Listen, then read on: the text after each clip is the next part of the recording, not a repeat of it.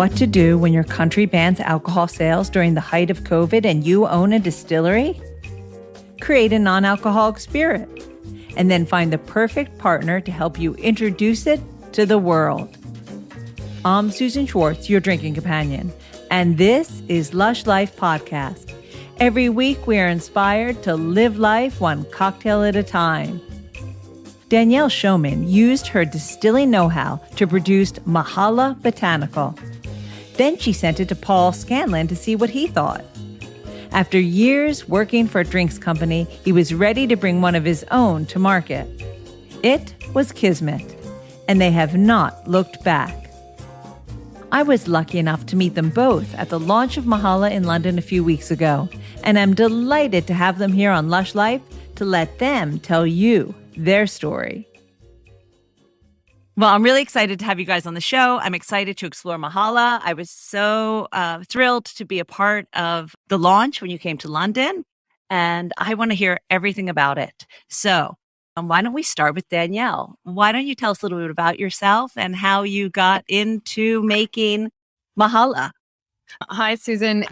Yes. So actually, I know I always start the story off with a shot of tequila. A non-alcoholic spirit started with a shot of tequila. But it was really when I was living in Canada and I went to Mexico and I had shots of tequila. And that started the whole journey for me. So I started thinking about how do you actually create a product? So how do you create an amazing liquid? So spirit, obviously, at that stage. And so I saw the agave plant, and I thought, what do you do with this plant to get to a liquid stage? And then I came back to South Africa and I was working and I just couldn't get it out of my mind. So eventually I went to a farm and I got some raw product and I started the process. And that's actually where everything started for me. So where I learned about the plant and how to harvest it and how to look at the land. And from winemakers, I learned about fermentation. And then I met some distillers and they told me about distillation. And so the whole process, it's really always been very, very fascinating, the process of how to get from a raw material to a finished product. And that's how Donna Distillery started. So we do quite a few spirits in the distillery, but Mahala Botanical is obviously our non-alcoholic spirit that we make there. And I think it was just a lot of it started because of the love of just experimenting with different products and just experimenting with different botanicals and how to put it together to get to a beautiful end product. So that's basically my story. All right. That was very, very quick. We're going to have to unpack some of that. And we will get to you, Paul, in a sec. We're not going to unpack for a long time. So you said that you were in Mexico. Were you on holiday? What were you studying? Were you thinking of doing something else in life and then decided to do this? Yeah. So I actually used to be a business analyst. It wasn't food and beverage. But the Mexico stint, I went to Vancouver just after studying and I worked there for about a year in a bank and we went to Mexico for holiday. And that's where I had this shot of tequila that changed my life. Now, were you a spirit drinker before that? Yes. So I think we've all at university, you kind of drink entry-level drinks, I kind of want to say. So that's where I played around. I started drinking different things, but I'm actually a wine drinker. Being from South Africa and Cape Town, I think we've got fantastic wine. So if I go out and I do drink something, I'll have a glass of wine. Otherwise, a lot of non-alc cocktails, yeah. So that one tequila shot. Now, Paul, did you have that epiphany with one tequila shot and you had to be in the spirit industry? Yeah, with me, slightly different start, but I was with Jameson Irish whiskey. That's where I started my career. So I was a young Irish guy. I used to look after the US market for Jameson. So I spent probably about 2 years there over a 5-year period, kind of promoting the brand, sales and marketing. And I acquired a real passion for Irish whiskey. I was from Ireland. And then I subsequently ended up working for about 20 years for this big multinational drinks company that owned Jameson, among many other brands, Absolute Vodka, Mum Champagne, Malibu, Kahlua, et cetera, And that's where I started my career in the kind of the bigger wines and spirits industry. And my move into non-alcoholic probably came after working for 20 years for a drinks company and feeling when I left them in kind of December 2019, early 2020, that I needed a break from all of these whiskeys and cognacs and gins and marvelous at the time they were wonderful drinks, but I just felt I needed something. So I did a dry January for the first time in January 2020 and then subsequently in 2021. And there was so little choice available for someone who wanted a spirit but didn't want the alcoholic bit. So there were a lot of beers, non-alcoholic beers that were good quality, but very, very few spirit brands that could offer the similar taste to a gin and tonic or to a vodka tonic, or to a whiskey and soda, for example, or whiskey and ginger ale. So I started thinking to myself, and that's where really the Mahala project started, because I came across Danielle purely out of coincidence. We were working on a separate project, looking at potentially doing a rum. And then she said, oh, I've got this great non-alcoholic spirit that I've produced, but I don't have a name or packaging, or can I send you samples to London from South Africa? And I said, yeah, because I'm just looking at that category, because personally, I just couldn't find anything really tasty or something that was really tasted, looked and felt like a really refreshing adult drink. And she sent me samples, and lo and behold, that's how Mahala kicked off, probably February of last year.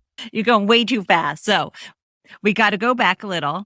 And I want to hear, you're from Ireland, Yes, obviously. absolutely. Now, were you always drinking Jameson? Was there always a bottle in the house? Was that why you thought, oh, the spirit industry is for me? No, but good question. No, actually, my parents are both Irish, but I was born in Paris and they married in Paris. So I've got a very francophone, European kind of background. I lived in Switzerland for about 10 years, and in Italy for 3 years, and Portugal for a year, and then subsequently South Africa for 5 years. So I've traveled around a lot. I just joined this company at the time because they were looking for someone with a sales and marketing background. And the company had just been bought by a French company, and I spoke French, having been born in Paris and lived in Geneva in Switzerland for about 10 years. So coincidentally, I had sales and marketing. They were looking for somebody with French, and I did the interview process. So it was more coincidental that I fell into the Irish whiskey world, but I subsequently loved it and was very much engaged by it, and worked there for many years until I eventually found my way into my next phase of my life, which is the non-alcoholic world. Well, it's interesting that you left during lockdown. I mean, pretty much it was almost, well, what you said, 2019, right? Yes, Sorry. It was a little bit before that. Only 3-4 months before lockdown. And in actual fact, Mahala was born in lockdown, because in South Africa, Danielle was experimenting with non-alcoholic, because there was a ban on alcohol for close to 4 or 5 months in South Africa, if I'm not mistaken. So you were not allowed to sell alcohol. So that's how Danielle, I'm not going to speak for Danielle, but that's how she started experimenting, because she couldn't sell her gins and her vodkas and whatever. And she ended up making this wonderful product. Okay, back to how you both met. And where were you living, Paul, at that time? I was already back in London. Had you both met before? Where did you come upon each other? No, we never met face to face until 9 months down the line, working on Mahala, the project, because South Africa went on the red list for most of 2020. So you couldn't fly there from the UK. And in actual fact, most of 2021, apologies. So we started the project, and we actually signed our shareholder agreements and all our partnership papers and everything, having never physically met each other, which is quite amazing, until November 2021. I guess I mean, how did you both come upon each other? Yeah, did you know about each other? No, actually, no. We were working on another project, and we were both consulting on the project. And at that stage, so as Paul mentioned, in lockdown in South Africa, we couldn't sell any alcohol, and obviously I still had overheads in the distillery, and we had to make a plan. And so, started experimenting. I was actually experimenting with a non-alc spirit for quite some time before that, but obviously because of lockdown, I had time to actually see it through. And then I was consulting on a project, and Paul was consulting on the project. And I think I approached Paul afterwards, or I sent him an email afterwards, because I could see from the way that Paul was emailing, and he had a lot of knowledge. And then I think I sent him an email after the project concluded, and I said, listen, Paul, I've got this liquid. And at that stage, I bottled it, just a couple of bottles. It was in a clear bottle with a label, like a handwritten label. And I sent it in to an international spirit competition, and we won the trophy. And there was no label. No, I don't even know if we had a name at that stage. And I sent it, and yeah, so Paul and I, we just met online or through email, and we chatted. And then Paul was still working on another project, and I think then Paul said, "Oh, I'm finishing a project, but in the meantime, you can send me some samples." And yeah, let's see. Yes, and the rest is history, right? Meeting online, a lot of relationships develop. Exactly, that's how baby Mahala was born. Online. So when you received the bottles of this clear spirit, what were your first thoughts, Paul? Well, I had no preconceived ideas, put it this way, because all my experiences to date with non-alcoholic products had not been great during my dry January. And this was this was probably February 2020. I've lost track of time, 2021. So yeah, just over a year ago, 14 2021, yeah. So about 14, 15 months ago. But the minute I opened the bottle, I got this amazing fragrance of cloves and cardamom and spices and so on. I thought, oh my God, this is amazing. And then I poured myself, I did a little bit of nosing, and I think she sent me 2-3 bottles. And then I shared it with family, with friends, and with quite a few people from the drinks industry that I used to work with, and said, listen, have a try of this. It's non-alcoholic, but what do you think? And everyone was blown away by how much complexity the liquid had. There was no name, there was no packaging, as Danielle said. It was just a handwritten label. And so I thought straight away, wow, we're onto something here. And, you know, I think the key thing, if I hadn't been 100% comfortable with the liquid itself, then it would never have come off the ground, because you know that you've got to start with a fantastic product in any industry, whether you be in beer or wine or spirits or gin or whiskey. The integrity and the quality of the product has got to be 100%, you know, and up there. So we knew we had a very good thing to start with, and the rest was very challenging in terms of, but just really label, designs. I think the challenge we had was even though we're only an hour apart, South Africa, the complexity of sending samples back and forth. We spent thousands and thousands of pounds and euros on samples over the next 9 months, because labels, corks, bottles, you know, so this to go out. But it goes to show that, you know, when you're in a pandemic, you've got to adapt. You've got to, I mean, we'd hardly ever used Zoom before, myself and Danielle. We still joke about our lack of knowledge of Zoom, and we never know how to share the screen, or can you see me? Can you hear me? Whatever. So it was literally like, when I arrived at that November, it was like the joy of meeting Danielle for the first time. It was like, you know, hugging my younger sister and somebody that I hadn't seen in about 10 years. And, you know, so that was the first time literally we met in Cape Town when I went out there in November 2021. Well, Danielle, why don't you tell us a little bit about the process of creating the spirit and what your idea was, and also what were you making at your distillery before, and how that led into how you made Mahala? Yeah, absolutely. I want to say it was almost a year of experimenting, because initially just of how do you make a non-alcoholic spirit? There's no guideline there at that point when I was making it. That really was, I mean, I think even today, if you Google how to distill a non-alc spirit, it's not really something that you don't have a guideline. I knew I wanted to make a non-alc spirit because I was just doing, so at that stage I was doing spirits. So rum, gin, vodka. And that's quite not straightforward, but I mean, you know how to make. So a rum you make from cane or molasses. A vodka you can make from, well, if you want potatoes or sugar or whatever. So you know the process, and you kind of also know what the end product is going to be like, especially with a gin. So if you add certain botanicals to a gin, you know how it's going to end up, or what it's going to come out at the other side of the still when you do your distillation. And because some of the botanicals dissolve better in water, some better in alcohol, so you just know the ratio. So with the spirit, it's easier, but with non-alc, I think at that point I really just saw. So I love doing research, and I love just finding out what's happening in the industry, what's happening, you know, what's a new product that's coming out, even in restaurants. It's just part of, I think people in the industry, it's because they're passionate about it. People don't really go into the industry and you think when you're young, they're like, oh, I'm going to make millions. That's why I'm going to be a distiller. You do it because you have a calling and you really honestly enjoy making something. I think that was just part of it for me. It was just experimenting, like, okay, this non-alc, how do I actually make it? So I didn't have an end product in mind really when I started. I just thought, okay, cool. You know, how do you make this? So do you start off with a spirit? Don't you start off with a spirit? Do you start off with water?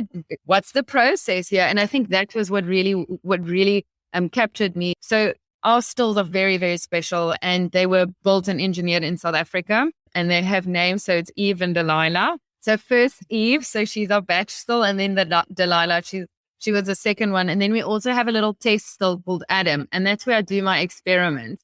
And it was really weeks of experimenting, starting off with spirits, putting in botanicals, distilling it off, like not starting with alcohol, starting with different base spirits, maybe, you know, it was really just experimenting with different things. And I did a lot of different experiments, and then also with the botanicals. So that was a big part of it. So as I mentioned, you kind of know what ratios to use when you're using alcohol. But when you're distilling off the alcohol has a lot of flavor in it. So the process of Mahala, sorry, I feel like I'm jumping around a little bit, but the process of Mahala. So how it starts off, and this is not all non-alcoholic spirits. This is Mahala. So, I mean, it can be done in different ways, but Mahala starts off with alcohol. So we make our own alcohol in-house as well. And that's the first distillation. So we actually do a fermentation and a distillation, so that from the distillation, we get our base alcohol. And that base alcohol we infuse with botanicals. And so the botanicals are some of them that I harvest myself, and some of them are botanicals that my mom used to use in cooking. Some of them you really can pick if you go hiking in Cape Town. So you add your botanicals to the alcohol, and then you pull a vacuum inside of we pull a vacuum inside of the still, because we've got vacuum stills, which again, I think we're the only vacuum distillery in Africa, and there's very few vacuum distilleries in the world. So you pull a vacuum inside the still, and then you infuse your alcohol with the botanicals. So we pull a vacuum and we release it, and we pull it and we release it. So we infuse our alcohol with the botanicals, where if you would do it conventionally, you really need to let it lie in the alcohol or whatever your base would be for 6 weeks, 8 weeks. So we can really do it a little bit quicker because of our vacuum stills. And then we add water. So we've got an RO system on site as well. So we take water and we purify it. Then we add that to our still. And then we start with the second distillation, where we actually distill the alcohol out again. So you really have to run your stills at a cold temperature. So that just means, so alcohol in conventional distillation would boil in South Africa, Cape Town, close to the ocean, would boil at 79 degrees. And if you pull a vacuum, so that's a reverse pressure, then you have an alcohol boil of about 15 or 16 degrees. So that just means that we can remove our alcohol. So really high proof alcohol, we take it out, and then so after you do your distillation, you take your alcohol out, all of the alcohol. People ask this quite a bit. So we are under 0.05% alcohol. So there's really no alcohol. It's less than an orange juice or kombucha. So the alcohol we put to the side. And then the third distillation is actually where we distill the product. So this is a normal distillation of a spirit would be 2 distillations, maybe, one for your base product, maybe 2. So you add an extra step actually with the way that we produce the product. So then we distill Mahala. And then we really just bottle it, label it, and do our lot numbers. So everything happens at the distillery. We don't add any artificial flavors. We don't add sugar. We don't add colorants. We add nothing. It's sugar-free, it's vegan-friendly, it's gluten-free. And then we label it and box it, and everything happens at the distillery. We are 4 people that work at the distillery. So it's myself, production manager, production assistant, and Pilani, who knows she is honestly, she's fantastic. So she's general. So she'll help me out, or she'll help Stefan. She's just everywhere. Now, of course, you've skipped over the most important part, the part that makes it Mahala, which are the botanicals. Yes. So I know, having had it before, and it's on the label, that you have a series of botanicals, and some of them I've heard of and some of them I haven't, but why don't you run through them? Absolutely. So I usually describe the way that you put the product together. And if you were to do a tasting, so the first part of it, and probably the first thing, so when you open the bottle of Mahala, the first thing that you'll get is the spicier notes. And that's clove, cardamom, and peppercorn. So that's, I think we're all quite familiar with those botanicals. That's the spicier note. So that's the first thing that you'll get. You'll get like a nice spicier, warmer notes. And then the second part of it, if you would smell it a little bit more, just, you wait a little bit, you get the more earthier notes. So that's angelica root, actually. So that's a flower. Well, okay, you stop me. Honeybush and cinnamon. So angelica, so that's actually that's the one that I use in gins because of the earthier notes. But the one that we should really focus on in that is honeybush. And honeybush it's indigenous to South Africa. And it's honestly, it's something that grows wild here, and people harvest it and they dry it and they use it in tea.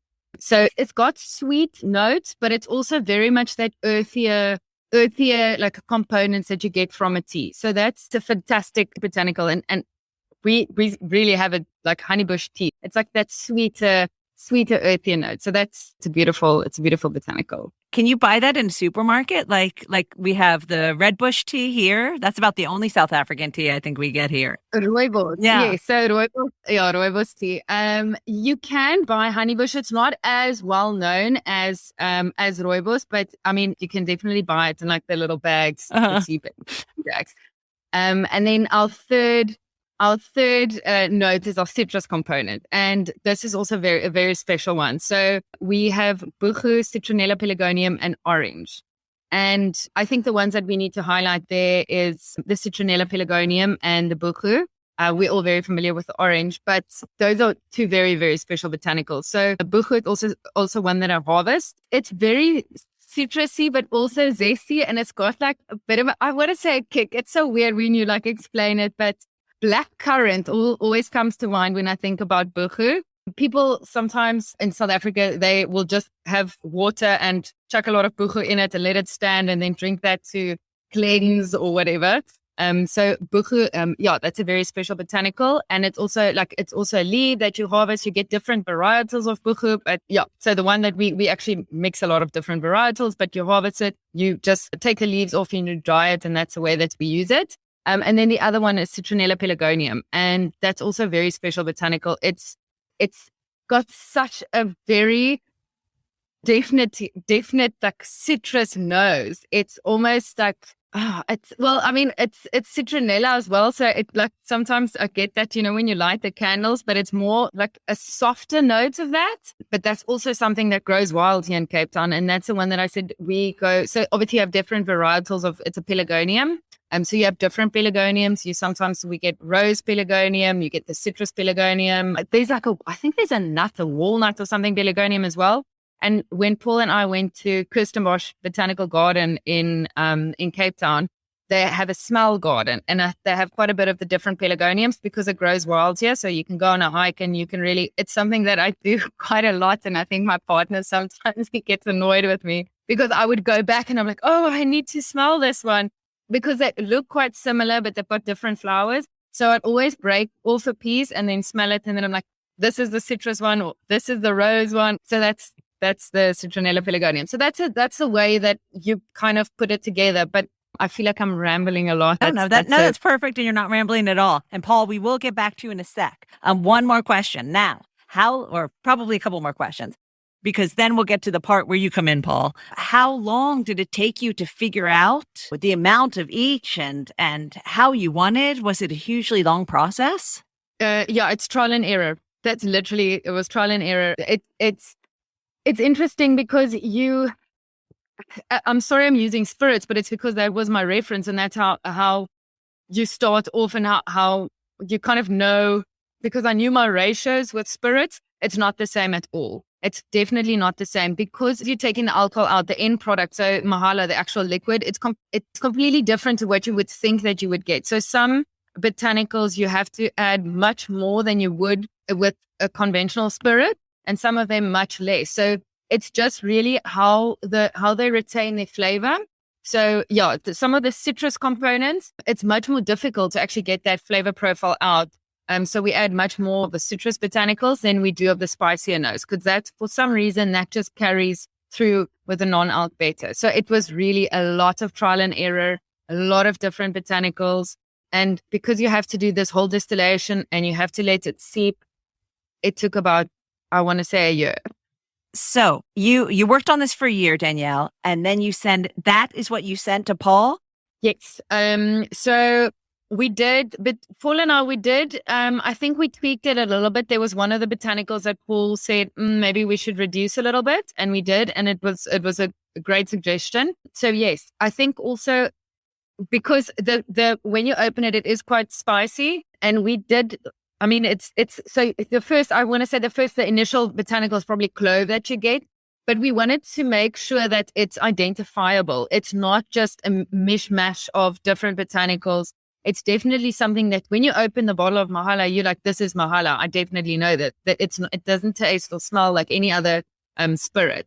So but that's more, I want to say it's 95% the liquid. So having made a lot of different variants and a lot of different samples, and some of them were really bad, some of them were better. They got better and the more times I did it.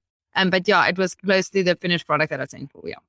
Okay, Paul, now it's your turn. So you get this, you had your family and friends sip it, everyone loved it.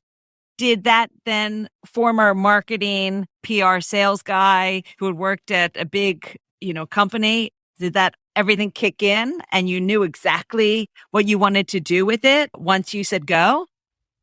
Yes. I mean, I think you make it sound a little simpler than it actually was. But yes, the principle was, I think the first thing I thought of was I found a great partner and we're very complementary to each other. So Danielle's expertise is distilling, it's procuring labels, bottles, and really that's her passion and that's where she has all her strength. And that's not what I've ever done. So my job has always been general management, sales, marketing, meeting customers, customer facing. So I thought straight away, I also had a love of South Africa since we lived there, myself, my wife and my 3 kids and my dog, my 2 dogs, actually. Sorry, nearly forgot about the second dog. We spent 5 glorious years living there. We loved every minute of it. And, someday we'll probably end up moving back there at some stage, myself and certainly my wife. So I always, when I went back to London, I always wanted to have an association with South Africa and a link. And this was a perfect way, a brand from South Africa that is truly South African, authentic, crafted, and a complementary partner, Danielle. And I thought we had a great recipe for success because during my time in my previous corporations, we bought a lot of craft brands, a lot of beautiful gins and wonderful rums. And the ones that were successful were always the ones that started with a fantastic product, but that also had a great story around them. A passionate founder or founders, expertise from someone, complementary expertise from another senior manager or co-founder. So I think we had a definite success. And of course, I was looking at all the data and all the statistics coming through about the more mindful no-low category. And they were literally doubling year on year in the UK. I mean, last year in 2021, there were 6-point-something million UK adults did a dry January versus 3 million adults the year before. 25% of millennials in the UK are now non-drinkers. And I've got a couple of my kids who are 22, 21, quite a few of their friends don't drink and they don't have a passion. They just don't find, but they love to sample new non-alcoholic products. So they're trying beers and wines and spirits. So I felt that we had a great recipe. And one thing that Danielle made sure I didn't do was tinker too much with the liquid. Because we wanted something distinctive. Too many of the non-alcoholics are bland, oily tasting, and they just add lots of juniper flavoring, hoping that it'll be similar to a gin. And we had a distinctive taste. We stand by cloves and spices. And, at the festival, the trade show I did last week, we sampled 180 cocktails over 3 days. And we had 3 people who said they didn't like the taste. And that's because they didn't like cloves. They really didn't like cloves. And if you really don't like cloves, Mahala is not the product for you. But I think that's a minority of people. And we didn't want to kind of please everyone by having a bland tasting liquid that was gin-ish and juniper-ish. And in actual fact, we don't have juniper in Mahala because we didn't want it just be a gin-like product. We're a premium adult, non-alcoholic spirit. So that's a little bit of background. So the bottling, the label, the name, supposedly that was your remit, as Paul says. So why don't you tell me about first the name and then everything else that went after that? Okay, absolutely. So it was definitely a joint effort. I think if it was left up to me, it would not have ended up so beautifully. So the name Mahala. So South Africa, we've got 11 languages or 11 official languages, and Zulu being one of the official languages. And Mahala means free in Zulu. And that's exactly what the product is. It's free from alcohol. It's free from sugar. It's free from artificial colorants. And it also just sounds cool. So also Mahala, it's a slang term that all South Africans know the slang term Mahala. It means free. So it's just a term that even if you don't speak Zulu, which I don't speak, but all South Africans know Mahala. So it's just something it just kind of works. And when I thought about Mahala, it's like, that's exactly what it is. The word, it sounds nice. It's exactly what the product is. It's true to South Africa. So it's just, it kind of just fits. Paul, did you think the same thing when you heard it? Yeah, absolutely. There wasn't one single moment where I thought, "Ooh, the name isn't great." From day one, I loved it, nice and easy. And no matter whether you're English, Irish, French, or we had a call this morning actually with a Lebanese distributor, and they were all saying, "Oh yeah, it really sounds Arabic." And for us, it's a beautiful name, and it's So I think no matter what your background, Mahala just has a nice ring to it. It's got a lovely kind of name, and it's easy to pronounce. And yeah. So once you agreed on the name, what did you do next? So I contacted designers in Cape Town, and I had a couple of ideas about what I wanted the label to look like. So I definitely wanted Botanicals on the label. That was going to be a focus point, something that's premium. And so we briefed them in, and then they came up with a couple of options for us. And that's where I went for the one option. I was like, cool, I think this is the way to go. And Paul was he did it very subtly, because I think now when I think back at the label, it was definitely not the right option. And also it was orange, and I don't know, in my mind I was like, this is what it's going to be. And then Paul very subtly, he was like, well, let's just look at the other options, and maybe orange should not be our color, maybe green, botanical, whatever.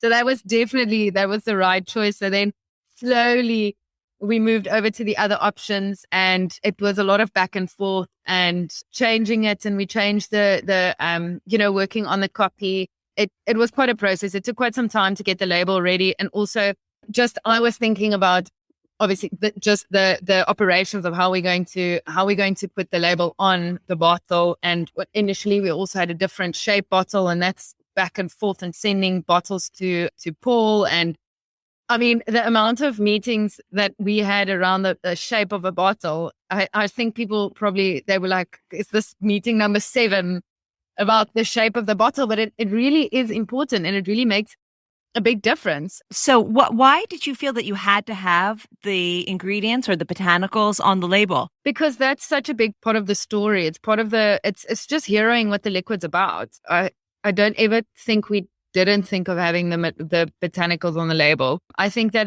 that's what makes it special. So yeah, that's definitely what from the get-go that was on the label. At least the first one that was orange was not that great. But we also looked at, we had a tapered bottle, and I thought, oh my goodness, if we have 2 labels and this is difficult to apply because we do everything by hand, we also had to keep that in mind. And also the corks, it's something that you don't think about. The cork, it can't be a actual cork that you use in a non-alcoholic product, because the cork is porous and you might get contamination. So there's a different type of cork that you need to use. So it was a lot of back and forth and putting the product together. Why did you think you ended up with this shape and style?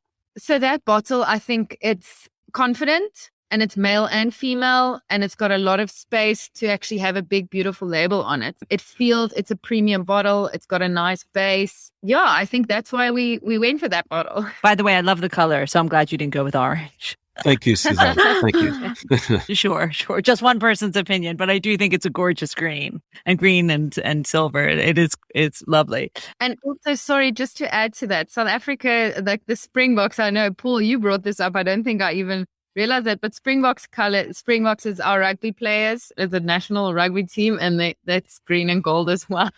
Oh my goodness. It's going to be adopted by them, right? As their non-alcoholic spirit of choice. And of course, the Irish colors are also green. So there was a little bit of me, the Irishman, also pushing for the green versus the orange. So yeah. I love that. So then you had it bottled, and you'd already won the award though, right? So you already had one award under your belt before you even had it in a proper, I'm using that with air quotes, proper bottle. Now you have the liquid. Where did you think it was going to land? Oh my word, that's where Paul, I honestly, that's as Paul said, that's where we complement each other. I can have 20 meetings around the glass and about the label, and then when it gets to distribution and sales, I look at Paul and I'm like, this is where Paul is honestly the right partner for it. So I think that question should be, Paul should answer that. But for me, seeing it on shelf the other day in Hartenbos, it's fantastic. It's honestly, it's so amazing. Just to see it on shelf and you're like, yo, I've worked, I feel emotional thinking about it. It's such a long journey, and then you see it and like. Let's talk about the date. Was it during lockdown that you had it in the bottle? Yes, we first bottled. We did our first Mahala run. Yeah, I think we first did our bottling in September or October 2021, if I'm not mistaken. I asked that question because I was just wondering if you were looking to have it in the hands of cocktail makers like bartenders, or were you thinking specifically just to consumer and people like home bartenders? Or were you thinking a little bit of both? So I think that's actually that's a great question. So because it's something that people obviously connect when they go out, they have a drink. So initially, obviously, I think that your initial thing is, okay, cool, retail, that's where people buy it. But I think a big part of growing the non-alcoholic category is actually in bars and in restaurants. That's probably where people will have it first. Paul, what did you think as well? Did you feel the same thing? Sure. I think during lockdown, we definitely saw people experimenting more at home with cocktails, and the off-trade sales were huge during lockdown. You know, the big supermarkets sold huge amount of cocktails, and alcoholic and non-alcoholic. So I think during lockdown, the thought was get people to experiment at home. And in actual fact, every time somebody orders a bottle of Mahala on our website, they get a little cocktail card with 3 perfect serves or 3 cocktail recipes, just to try and educate people how to serve and how to make a cocktail at home. So one of the key things we thought is this is a new category. People don't know how to serve Mahala or non-alcoholic spirits. So we had to kind of push the education bit, and therefore, whenever you get a bottle, or even at the launch event, we had all these little A6 cards with 3 perfect serves, recommended cocktails, because that was the primary route when we first launched it. Exactly, Suzanne, you've got one there. So at least you've got 3. I have one. Yeah, you've got 3 nice cocktails there that are simple to make at home, nothing too fancy, but just kind of, simple cocktails with tonic water, with ginger beer or ginger ale, and with sparkling water. I think the second phase coming out of lockdown was definitely to get it into bars and into restaurants. So we're quite fortunate so far. We've got 3 or 4 very, very nice upscale restaurant bars in London, including the Petersham Nursery, where they've now got to have a bespoke Mahala cocktail on the recipe. One of them has made a Mahala no grony instead of Negroni, so no grony, no alcohol. The other one has got a Mahala gimlet, which has beetroot juice and some citrusy fruit, really nice. And then the Olympic Studios, besides where I live here, has got one with orange juice and some kind of mint and so on. So really nice. So the great news now is that bartenders in these high-end accounts are now experimenting with Mahala as they would have with alcoholic beverages before, and they're making lovely cocktails. And we're going to start now filming some of these bartenders making these cocktails and then feed those into our social media to make it a little bit more interesting and to try and, I guess, recognize some of the creativity that the bartenders in the industry have had around what is a new category and a new product. So to answer your question, off-trade first during lockdown, and now certainly the on-trade is probably more important now, because that's really where people will hopefully see and experiment the brand. But we want people to be able to have a bottle at home as well, and to have a simple little cocktail menu where they can make 2 or 3 different Mahalas with their with a simple tonic or sparkling water or ginger beer or ginger ale. And Paul, at the beginning of the interview, you said that you left your big job at a big company to try something different, and you had your dry January. Was this what you expected, this journey that you've taken from a discussion to a bottle, over time? Is it what you thought it was going to be like? Yeah, it's funny. I went to my youngest kid's school last week. They asked some of the parents to do a careers guidance day, and they had a lawyer there. They had a doctor. They had an accountant. They even had a guide to help kids to do their gap year, which I thought was a bit crazy. You don't need advice on how to do a gap year. But anyway, and they asked me to do marketing, but they asked me to talk about corporate marketing and startups. So I did 2 presentations. One is the corporate world, and you go up through the ranks and you become a marketing manager or a sales director, marketing director, and eventually a director of a company and so on.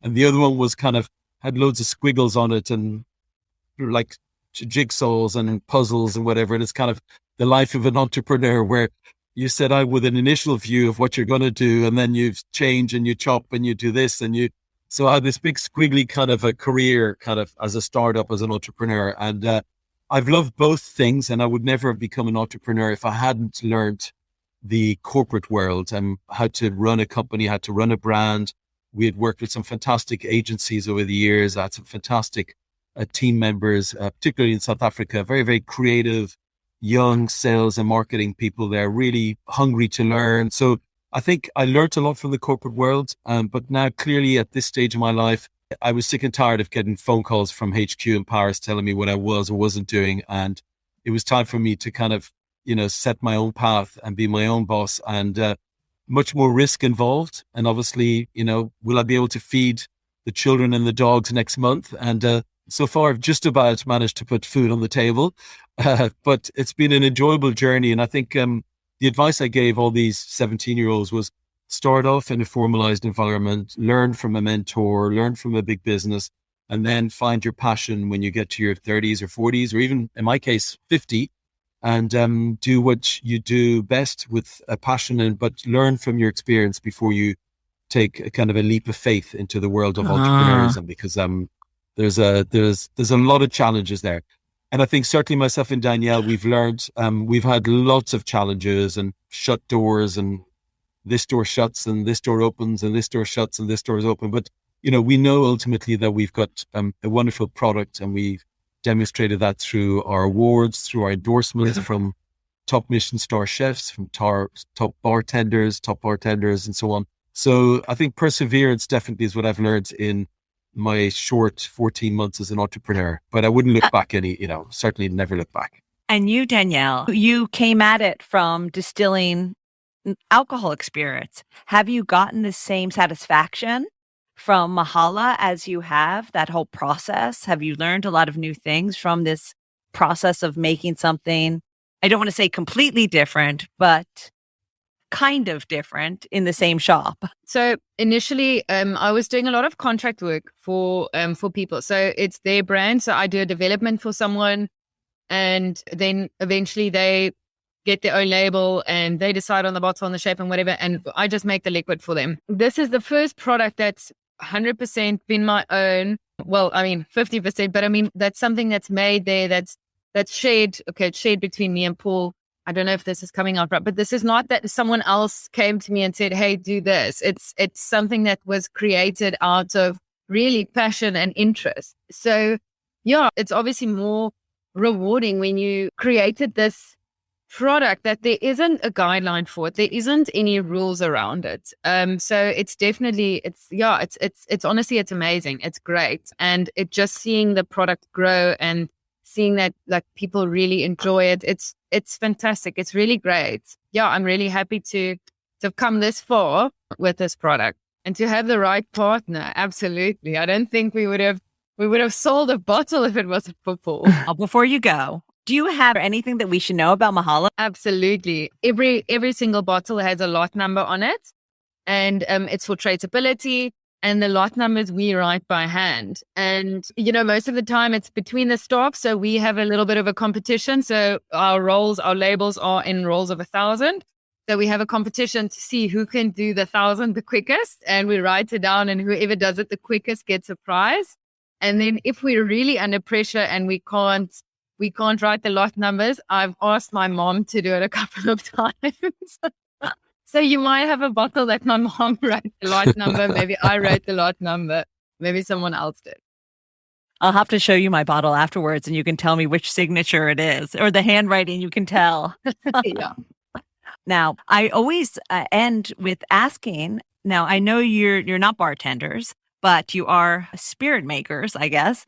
And maybe you have some top tips for either the home bartender, either using your product or just any product, anything that comes to mind. My favorite way, and it's honestly on one of our perfect serves, but my favorite way to drink Mahala it's the bee's knees. It's with sparkling water and then also with a little bit of honey and a slice of orange. I was talking to someone the other day, and it's because obviously there's no sugar. So Mahala has no sugar. And if you add water, there's no sugar to it. But we want to, when we're doing health and wellness, people are consuming sugar, but they want to regulate it themselves. So it's, if you want to add honey to it, you can decide how much honey and how sweet you want it. So that's really the way that I love drinking it. And that slice of orange, just to like that little punch of like acidity that comes out. And so the way that I drink Mahala is sparkling water, a little bit of honey, and a slice of orange. And for me, it's to keep things simple with a cocktail. I don't want a lot. Well, personally, I don't want a lot of different flavors. So I think just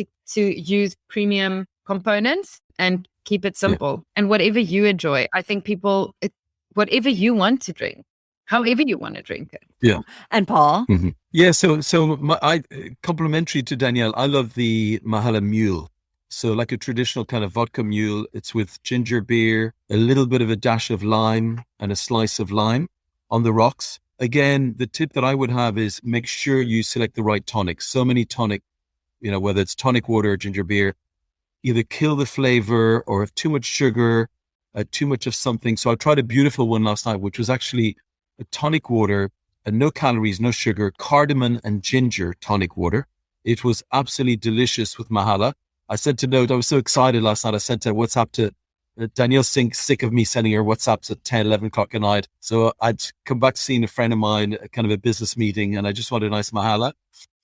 And then I did this, so it was a wonderful drink. So it was a cardamom ginger tonic water. And I tried that with Mahala and it was fantastic. Otherwise, a Mahala Mule for me is the nicest. Just that ginger. I love ginger beer.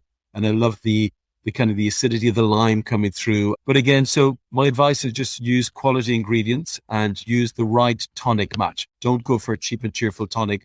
Lots of sugary kind of whatever preservatives in it. So be very selective about the tonics. I love that. Now, last but not least, my favorite question. If you could be anywhere right now drinking anything, where would that be? This time we'll start with Paul. For me, Cape Town. That was my one, Paul.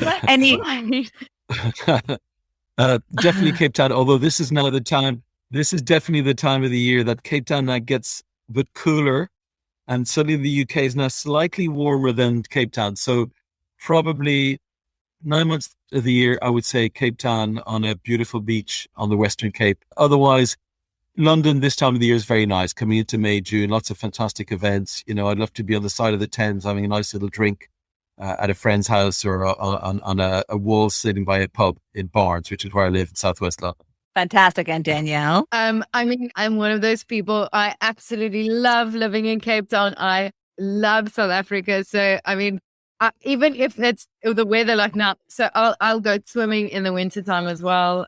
This is a fantastic time to be hiking. So I'd have a drink in Cape Town. And if I'm not here, my partner's in Portugal at the moment. So I'd probably want to go to Portugal. He's in Cascais. The weather's also turning. So it's really nice there. Yeah, I'd have a glass of wine at Cascais. That would be nice. Well, listen, it's been so great to meet you both. And I love Mahala. I think it's fantastic. I'm a clove lover, so you got me at the first CLOV. And I wish you luck, and I can't wait to see it on so many more menus. Thank you, Susan. It was fantastic chatting to you. Thank you so much. Thank you. Yes. And likewise, Susan, thanks for your support in Mahala. It was lovely to see you at the event. And hopefully you'll see it on many more menus in London and beyond in the near future. I can't wait. Thanks. Thanks so much to Danielle and Paul for not only introducing us to Mahala, but also sponsoring the transcription for the hearing impaired. I know I'm thirsty after all that chat about cocktails, which brings us right to our cocktail of the week. Our cocktail of the week is Paul's favorite, the Mahala Mule. It's super easy and super delicious. Take 50 ml of Mahala Botanical and add it to a mule cup or rocks glass filled with ice. Then top it up with ginger beer and add 15 ml of fresh lime juice. Then stir gently and garnish with lime. Cheers! You'll find this recipe, more alcohol-free cocktail recipes, and all the cocktails of the week at lushLifeManual.com, where you'll find most of the ingredients in our shop. Just back from Tenerife and staying put for a few weeks because I have acid reflux. Fun, fun, fun. So if you live for Lush Life, make sure you head out to the bars and restaurants you love and tell them how much you love them. Theme music for Lush Life is by Steven Shapiro and used with permission. And Lush Life is always and will be forever produced by Evo Terra and Sembler Media Productions. Which leaves me to say the wise words of Oscar Wilde: all things in moderation, including moderation, and always drink responsibly. Next week, we fly from South Africa to New Zealand. Until that time, bottoms up.